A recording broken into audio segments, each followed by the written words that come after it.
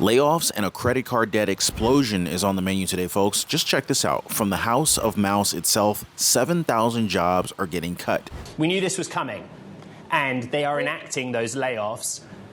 Good news for the stock, right? Yes, this was very much expected. I mean, we have about $5.5 billion, as you just mentioned, in cost cuts. About $3 billion of those are from content savings, but about $2.5 billion are going to be from the non-content part of it, so the SG&A, and of course the headcount reduction is part of that. Again, 7,000 employees, that's about 4% of their global workforce. But the important thing is that the cost cuts are underway, and this is really important, for them to get back to profitability. That is really restoring the magic for Disney. Disney shares now higher by a percentage point, those gains accelerating. Ike is saying that there will be a smaller wave of cuts in the next 4 days, several thousand in April, and it will be concluded by the summer. Geetha, why is it important that this is done quickly? Yeah, it is. It's really important because of all of the, the whole narrative now shifting so quickly to profitability. For the longest time, Ed, this was always about this, streaming subscribers, getting the maximum number of subscribers. But now, obviously, the new narrative has been, that focus on profitability. And for that, obviously, they have identified so many different cost cuts in different parts of the organization. It's important for them to get this done quickly because they're also undergoing a larger structural reorganization.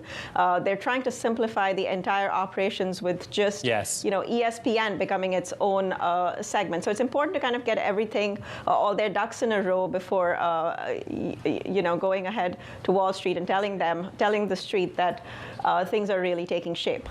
And did you hear that last part? She said they're doing this massive layoff to get the magic back. Since when has taking people's livelihoods and incomes away been something to bring magic back to the world? That's just not right, guys. Let me know what you guys think about Disney and these layoffs. Just drop me a quick comment down below. And you know what's even more concerning?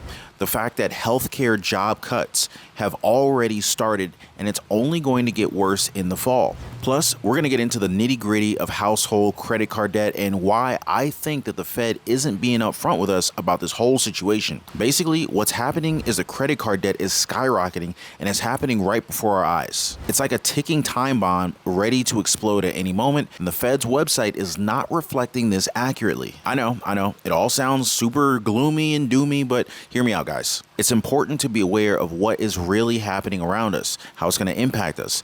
Like, did you know that the collapse of any market usually happens when there are either job losses or loss to access to credit? Well, now we have both. People are being forced to sell something or to stop spending. These are the same factors that triggered the 2008 financial crisis, and here we are, we're watching them play out yet again. So we're also going to talk about why the Fed's interest rate hike cycle is concerning me and what we can expect in the coming months. So definitely buckle up. We're going to get into the details later in this video. And I'm also going to paint a picture of where we are now and what's going to be coming next. It's not a pretty sight, but let's prepare and make it through this, guys. And for the very best way to invest in gold or silver, hit the link in the description down below this video. I got to tell you, there's a lot of jobs that are out there that people think are safe and secure, but they're in for a rude awakening. Artificial intelligence is expanding like crazy, and that's just going to mean big trouble for jobs later this year.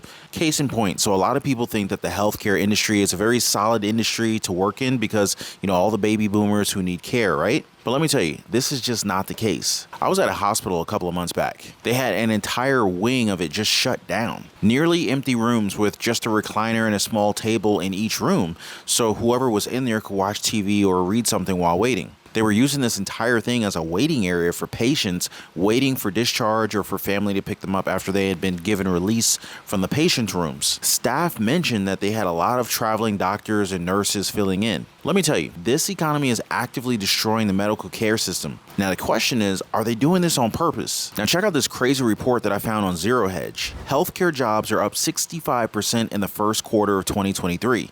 This is a huge increase from last year. And get this, guys, healthcare was the third most cut industry out of 30 that were measured. This is crazy, right? Healthcare used to be the guaranteed income industry of the world. Basically, what this means is that we're in for a wild ride in terms of our economy. The amount of job cuts is up almost 400% from last year. It's going to be like fireworks going off in the fall. Mark my words, guys.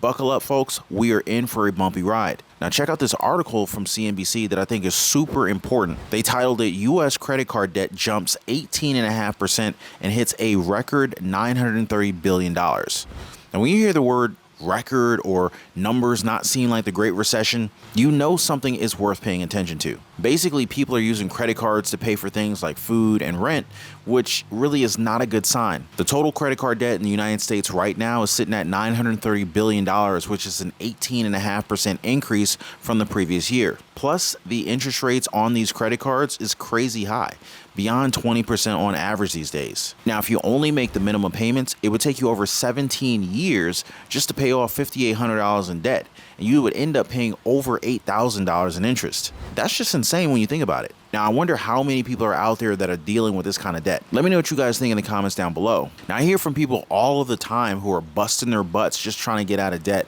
And it's just wild to me to know that, some of them are carrying balances that are well over 20 grand. Like, seriously? Like, how do you even manage that? Honestly, I know exactly where you're at because at one point, about 15, 20 years ago, I had over $30,000 in credit card debt. And that was before inflation got to the point where we're at today. In today's dollars, I probably had like $40,000 in credit card debt. But just to give you guys the bright side, I made it out and I have zero credit card debt today. So no matter what you're dealing with today, I just want you guys to understand that there is a way out. Just stay optimistic, remain focused, and drop me some comments down below if you guys are struggling right now. I'd love to be able to kind of help you out as best as I can. But the thing is it's not just the big purchases like cars or houses that are putting people in debt. Even buying eggs at the grocery store can easily add up with high inflation and interest rates. And if you're like me, I used to just kind of add $40, $50, $60 at a time, going out to restaurants that I could not afford and throwing it on my credit card and ultimately paying interest on meals at these restaurants that I had eaten months and years ago. Yep, when I was broke, that's the kind of stuff that I was doing. It really sucked. I ended up working 2 jobs and created multiple side hustles to be able to pull myself out of it, but it was worth it. So anyway, the Federal Reserve has been hiking up those rates and they're not showing any signs of stopping.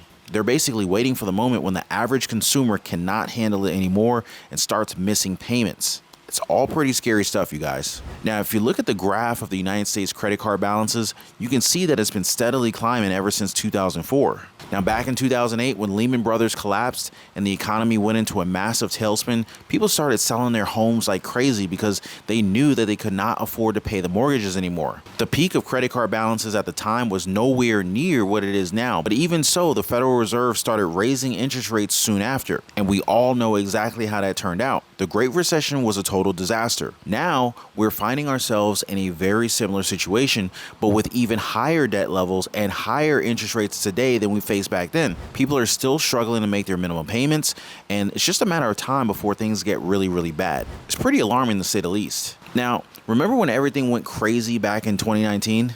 Interbank lending rates hit rock bottom and everybody lost faith in the banks. It was a hot mess, right at the peak of the chart. Then bam, the economy shut down in January 2020, and we saw a huge dip in credit card debt.